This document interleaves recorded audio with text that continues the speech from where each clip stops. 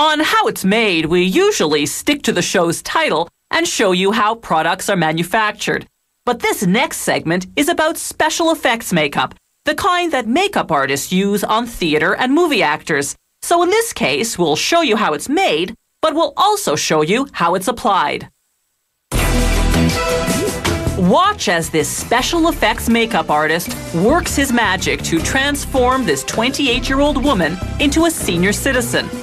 After gelling her hair flat, he glues on a bald cap using a theatrical adhesive called spirit gum. He protects her eyebrows and eyelashes with petroleum jelly, then covers her face in alginate, a material for taking dental impressions. Then he applies wet plaster bandages. After 25 minutes, the materials harden into a mask. Now he lines it with plaster. In a half hour, the plaster hardens into a perfect replica of the woman's face. Like putting non-stick spray on a baking pan, he coats the model in a release agent. Then, using professional-grade plasticine, he begins to sculpt an elderly face. He smooths out the wrinkles with strong rubbing alcohol so they'll look realistic.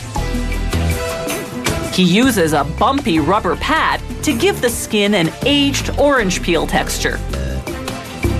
The finished sculpture sits in water for 2 to 3 hours. This activates the release agent, detaching the plasticine from the plaster underneath. Now the artist carefully cuts the sculpture into sections. The number of pieces varies with the size and complexity of the mask.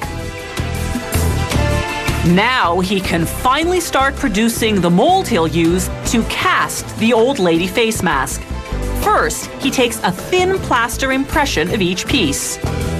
Then he coats the impression in plaster to make the positive half of the mold. Once it hardens, he applies the plasticine piece to space the depth of the mold cavity. Then he coats that in plaster to create the negative half of the mold. When that hardens, he applies release agent to both mold cavities, pours in hot gelatin, then closes the mold.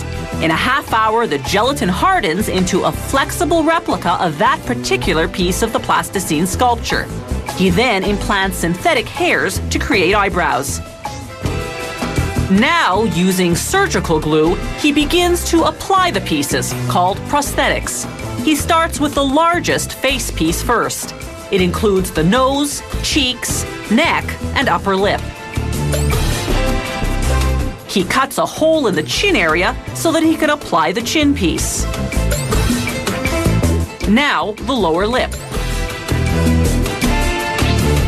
He cuts off the excess, then glues the edges of the chin piece to the large face piece. Now for the forehead. Again, he applies glue along the edges to connect it to the rest. To age the eyes, he uses contact lenses. They create a ring around the iris, a typical feature of elderly eyes. Using tweezers, he applies eye bags, again gluing the edges to the rest of the mask. And finally, some wrinkly eyelids. With the mask fully assembled, it's makeup time. Using a toothbrush, the artist sprays it unevenly over the mask, then smudges it with his fingers. This technique creates a realistic look because the human face, aged skin especially, has color variations. Using a very thin brush, he accentuates some wrinkles by creating depth with a darker color. Now, some freckles and age spots. And a gray wig. And finally, just a bit of lip color because lips dull with age. All this takes an experienced makeup artist about a month of work, and such expertise doesn't come cheap. A major transformation like this for stage or screen can cost up to $10,000.